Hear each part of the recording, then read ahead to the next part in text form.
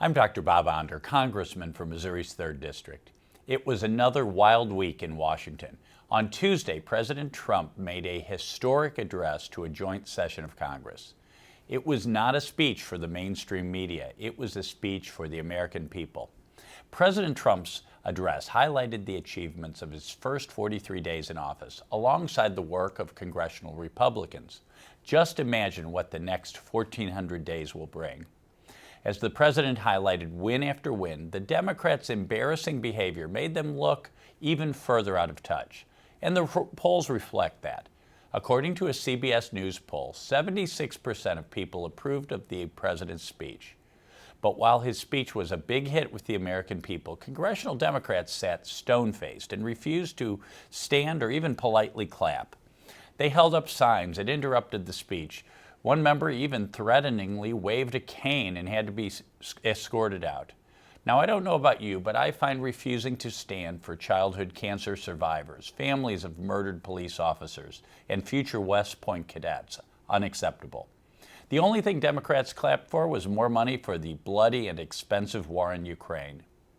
House Republicans and President Trump are focused on solving the problems of Americans like you, not playing childish games when they don't get their way.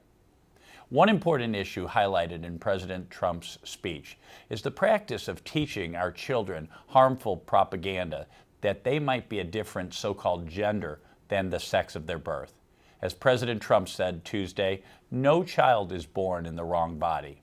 But there are many gender ideologues preying on our children, teaching them just that, and getting them into so-called gender clinics where they give them puberty blockers, dangerous hormones, and even operations like mastectomies and other sex change surgeries.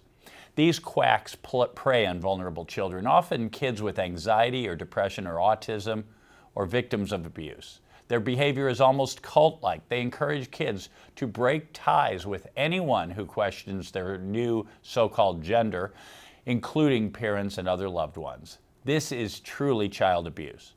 President Trump has been forceful in his executive action that your tax dollars will not pay for this abuse. But we need to put that in the law permanently so that no child would be subjected to dangerous sex change drugs or procedures.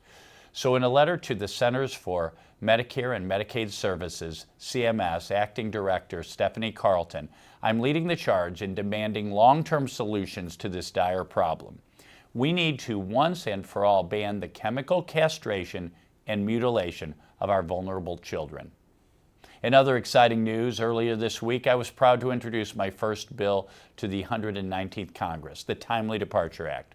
The Timely Departure Act takes a crucial step in cracking down on the flood of illegal alien visa overstayers.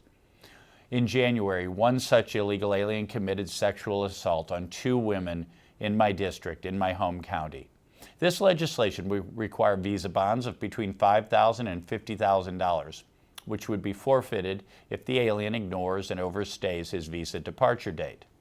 In addition, offenders would also be deemed ineligible for immigration status for a period of time, as well as ineligible for asylum claims. Funds raised from these visa bonds would then be used for illegal alien detention centers and deportation ordered to be removed from the United States. For far too long, the United States has accepted widespread defiance of our immigration laws without consequence. Finally, President Trump, back in the White House, we are saying enough is enough. President Trump on Tuesday revealed a bold and exciting vision for the future. Together, we will protect our kids, secure our borders, bring down inflation and taxes, restore affordable food and energy, and I'm honored to be part of the team, to represent you in Washington, D.C. I'll see you next week with my pen and my prescription pad. I'm Dr. Bob, and that's my prescription.